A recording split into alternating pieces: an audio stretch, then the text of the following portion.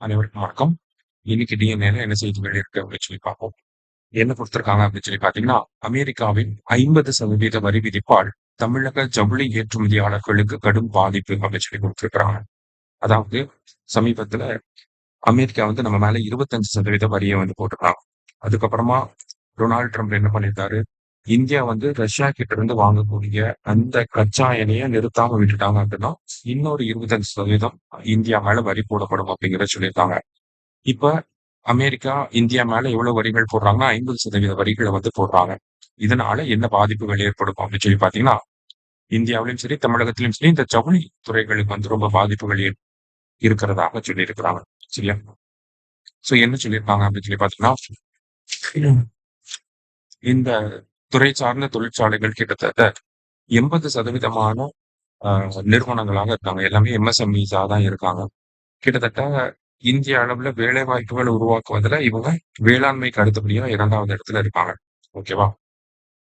So ஜவுளித்துறை அப்படிங்கிறது கிட்டத்தட்ட 4.5 கோடி பேருக்கு மேல வேலை வாய்ப்புகளை வழங்கிட்டு இருக்கு. குறிப்பா ஊரக பகுதிகளில் இப்ப நம்ம கரூர் ரீஜன்ல எல்லாம் பாத்தீங்கன்னா, கரூர், திண்டுக்கல், கரூர், ஈரோடு இந்த ரீஜன்ல எல்லாம் பாத்தீங்கன்னா டெக்ஸ்டைல்ஸ் அதிகமா இருக்கும். அங்க இருக்கக்கூடிய இந்த டவுன்ல இருக்கக்கூடிய பெண்கள் தான் வந்து அதிகமா வந்து இந்த டெக்ஸ்டைல் எல்லாம் வேலை பார்ப்பாங்க. அந்த மாதிரி பெண்களுக்கு அதிக அளவுல வேலை வாய்ப்பு வழங்கிட்டு இருக்கு. சரியா? அதே மாதிரி நாட்டினுடைய மொத்த உள்நாட்டு வளர்ச்சியில அதாவது ஜிடிபில 2.3% வந்து அவங்களோட பெர்சன்டேஜா இருக்கு. இது வரக்கூடிய 2030ஆம் ஆண்டுல 5% இன்க்ரீஸ் ஆகும் அப்படிங்கிறதையும் சொல்லியிருக்காங்க. ஓகேவா? சோ இந்த அளவுக்கு வளர்ந்து வரக்கூடிய ஒரு தொழில் துறையா வந்து இருக்கு. ஆனா அமெரிக்காவோட இந்த ஒரு 50% வரினால என்ன ஆக போகுது, மறுபடியும் இந்த துறை வந்து பாதிப்புக்கு உள்ளாக போகுது அப்படிங்கறத சொல்லியிருக்காங்க. ஓகேவா? அடுத்ததா பாத்தீங்கன்னா யுஎஸ்ஏ அப்படின்னு சொல்லி கொடுத்துருக்காங்க. என்ன அப்படின்னு சொல்லி பாத்தீங்கன்னா, நம்மளோட ஜவுளி பொருட்கள் கிட்டத்தட்ட இந்தியாவில இருந்து போகக்கூடிய ஜவுளி பொருட்கள் 33% அமெரிக்காவுக்கு தான் போகுது. அதுக்கு அடுத்ததுதான் ஐரோப்பிய நாடுகள், இங்கிலாந்து இந்த மாதிரியான நாடுகள்லாம் இருக்கு.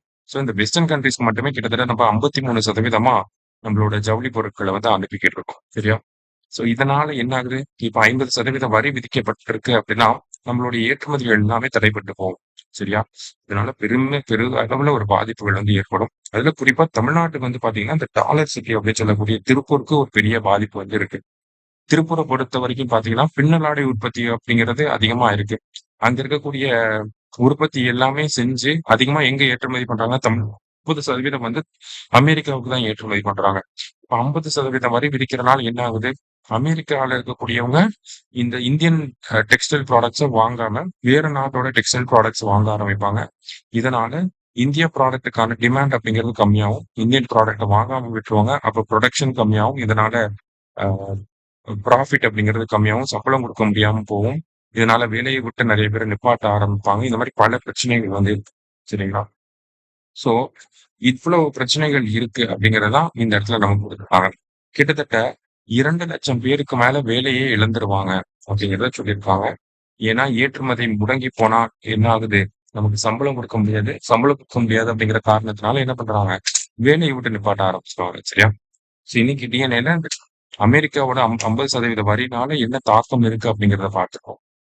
நன்றி. சுரேஷ் IAS அகாடமி வெற்றியின் முகவரி.